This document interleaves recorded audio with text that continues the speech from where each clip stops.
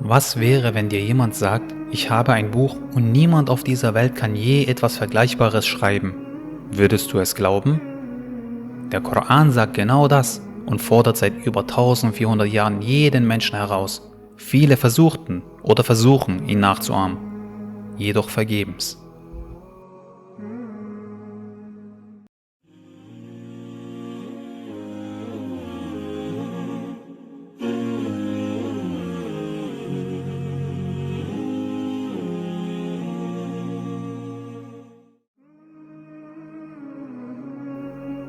Bismillah wassalatu wassalamu ala Rasulillah.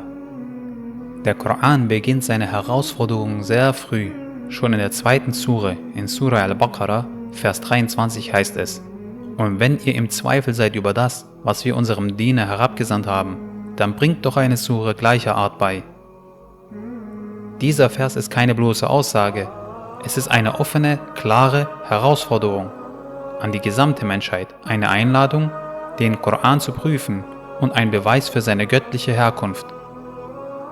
Genau diese Herausforderung blieb bis heute unbeantwortet. Seit 1400 Jahren haben Dichter, Philosophen, Orientalisten oder arabische Sprachmeister versucht, etwas Ähnliches hervorzubringen, aber es blieb beim Versuch. Der Koran forderte zunächst mit mehreren Versen zum Nachahmen ganzer Kapitel auf, später sogar nur zu einem einzigen Vers, doch niemand konnte etwas Gleichwertiges schaffen. Nicht in Stil, Inhalt, Struktur oder Wirkung. Die arabische Sprache zur Zeit des Propheten war auf ihrem Höhepunkt. Poesie war die höchste Kunstform. Märkte wie Okkaz waren voller Dichter, die ihre Verse vortrugen. Und doch, als der Koran herabkam, standen selbst die Besten unter ihnen sprachlos da. Al-Walid ibn al-Mughira, der Vater von Khalid ibn al-Walid, ein begabter Redner und Gegner des Islam, hörte die Verse des Korans und sagte ungefähr: Ich schwöre, darin ist eine Süße, und es ist von oben her fruchtbar, von unten tiefgründig, und es überragt alles, was darunter ist, und nichts kann es überragen. Überliefert bei Ibn Hisham. Überzeugung pur, jedoch ließ der Stolz nicht zu, dass das Licht des Koran in sein Herz eindringt. Genauso ging es und geht es vielen Islamkritikern. Stellt euch das vor, die größten Dichter zur Zeit des Propheten Muhammad sallallahu alaihi wasallam, Menschen, deren Sprache die hohe Kunst war, hörten die Koranverse und erschraken. Viele von ihnen waren Gegner des Islam, aber sie konnten nicht widersprechen. Statt mit Texten zu antworten, griffen sie lieber zu Waffen, weil sie wussten, gegen diesen Koran haben wir keine Argumente. Und warum ist das so besonders? Weil der Koran keine gewöhnliche Poesie ist, aber auch kein klassisches Gedicht. Er ist etwas Eigenes, ein einzigartiger sprachlicher Stil, der sich weder einordnen noch kopieren lässt. Selbst Araber, deren Muttersprache das Hocharabische ist, empfinden ihn als übernatürlich. Selbst große Linguisten, wie der nicht-muslimische Professor Arthur Arbery, bestätigten, dass der Stil des Korans nicht künstlich nachgebildet werden kann. Wissenschaftler entdeckten in ihm Strukturen, die zur Zeit der Offenbarung niemand benennen konnte. Ein bekanntes Beispiel ist die ringförmige Struktur vieler Suren. Eine Sure beginnt mit einem Thema, entfaltet sich und kehrt am Ende präzise zum Anfang zurück, wie ein literarischer Kreis. Diese Struktur wurde erst im 20. Jahrhundert von Muslimen und nicht-muslimischen Linguisten erkannt. Sie ist kein Zufall. Sie zeigt, dass hinter der Offenbarung ein übermenschliches Bewusstsein steht. Ein Mensch, der sich diese Herausforderung überlegt hätte, hätte sich früher oder später korrigieren müssen. Aber Allah ist sich seiner Wahrheit sicher und lässt bis heute die Zeit sprechen. 14 Jahrhunderte lang ist diese Einladung offen und niemand konnte sie je erfüllen. Der Prophet Muhammad a.s. war kein Dichter, er war ein Analphabet und doch kamen aus seinem Munde Verse, die das Herz erschüttern, die Tränen hervorrufen und das Denken verändern. Ein einfacher Mann in der Wüste mit einem Buch, das die Welt verändert hat. Der Koran enthält zum Beispiel eine subtile mathematische Balance. Wörter wie Dunya, diesseits, und Akhira, jenseits, kommen exakt gleich oft vor, je 115 Mal. Ähnliches gilt für Begriffe wie Engel und Teufel, Mann und Frau und noch vielen weiteren Begriffen. Subhanallah. Kann jemand, der nicht lesen und schreiben konnte, wie es der Prophet war, ein Werk hervorbringen, das nicht nur sprachlich, sondern auch inhaltlich, wissenschaftlich und psychologisch in jeden Rahmen sprengt? Die Antwort nein. Und genau deshalb sagt der Vers in Surah Al-Baqarah, Vers 24 mit der Warnung: Wenn ihr das aber nicht tut, und ihr werdet es gewiss nicht tun, dann fürchtet das Feuer, dessen Brennstoffe Menschen und Steine sind. Diese Worte sind keine Drohung im leeren Raum, sie zeigen, dass die Unnachahmlichkeit des Korans ein Beweis für seine göttliche Herkunft ist. Wenn dieser Koran nicht von Allah wäre, dann müsste es längst jemanden gegeben haben, der ihn übertroffen hat.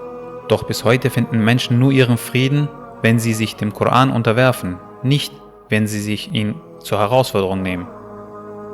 Ein weiteres gewaltiges Wunder ist die Beständigkeit des Korans in seiner Tiefe, Schönheit und Wirkung.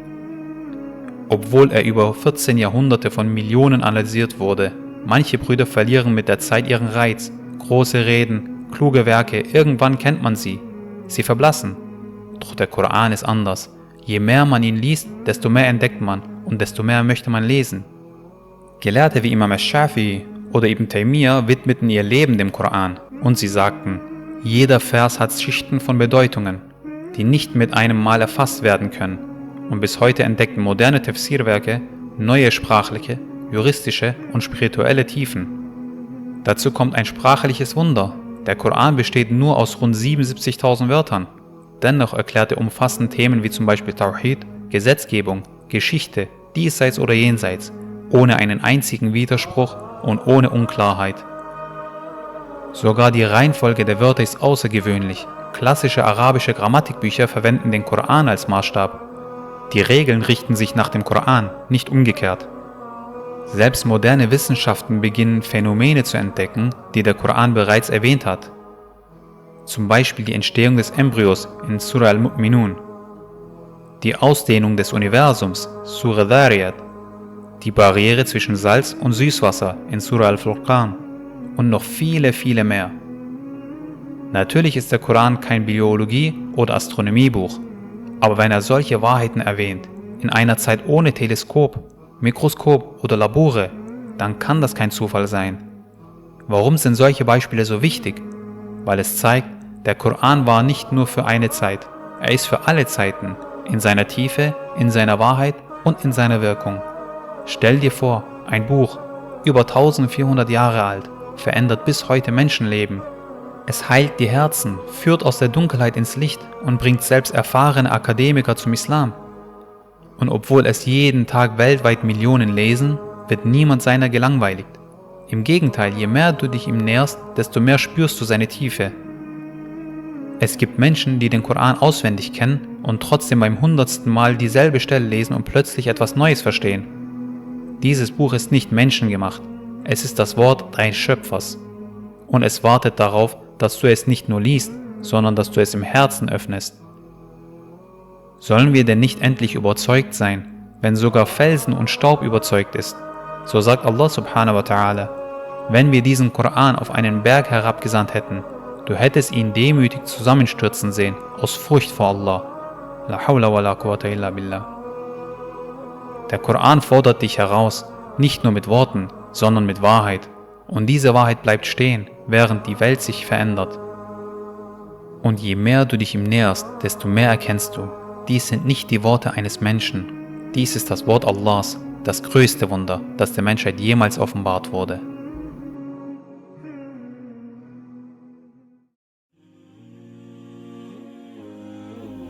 Manche Wege geht man nicht allein.